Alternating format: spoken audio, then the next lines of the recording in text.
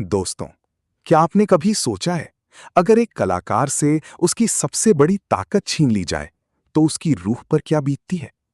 आज की दास्तान एक ऐसे ही कलाकार की है, जिसे अंधेरे ने घेर लिया था, पर उसने अंधेरे को ही रंगना शुरू कर दिया। एक ऐसा पेंटर जिसके हाथ जब ब्रश पकड़ते थे, तो कैनवस पर जैसे कोई जादू हो जाता था। लेकिन किस्मत को कुछ और ही मंजूर था। एक भयानक हादसे ने उसकी दोनों आंखों की रोशनी छीन ली। हर तरफ सन्नाटा, हर तरफ गहरी बेरंग रात। उसके लिए दुनिया अब एक ऐसे बंद कमरे जैसी थी, जहां रोशनी की एक किरण भी आने की इजाजत नहीं थी। कबीर ने उम्मीद छोड़ दी थी। उसका गम इतना गहरा था कि उसने अपने स्टूडियो का दरवाजा हमेशा के लिए बंद कर दिया। वही स्टूडियो जहां कभी रंग बातें करते थे। उसके ब्रशेस पर धूल जमने लगी, रंग सूख गए।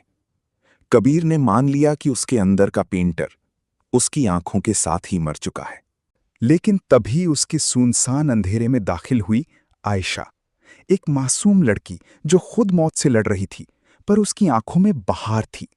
उसने कबीर से कहा, मुझे पेंटिंग बनाना नहीं, मुझे तो बस आपकी तरह बिना आंखों के दुनिया को देखना सिखाओ।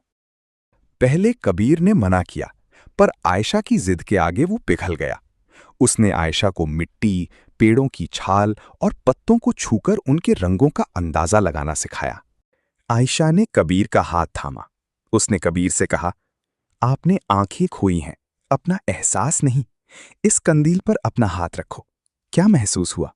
कबीर दंग रह गया। उसने हवा के झोंके में गीलापन महसूस किया तो कहा, यह नीला रंग है। धूप की गर्मी को महसूस करके कहा, यह पीला रंग है। उसकी जिंदगी में रंग फिर से लौट रहे थे, बिना रोशनी के। दोनों मिलकर ढेर सारी बातें करते, हंसते और इस खामोश अंधेरे को दोस्ती से भर देते। कबीर को जिंदगी फिर से जीने का सहारा मिल गया था। लेकिन मौत बहुत बेरहम होती है। आयशा चली गई, पर जाने से पहले वो कबीर के लिए एक कोरा और खुरदुरा कैनवास छोड़ गई, जिसे छूकर उसकी दोस्ती को महसूस किया जा सके। आयशा की मौत ने कबीर को अंदर तक हिला दिया। वो रो रहा था, उसके हाथ रंगों से सने थे। गम और गुस्से में उसने अपने हाथों को कैनवस पर दे मारा। और तभी उसे आयशा की बातें याद आईं। उसने अपने दुख को अपना ब्रश बनाया। उसकी उंगलियां कैनवस पर आग की तरह चलने लगीं। बिना देखे, सिर्फ दुख और एहसास के बल पर वो पेंटिंग करने लगा।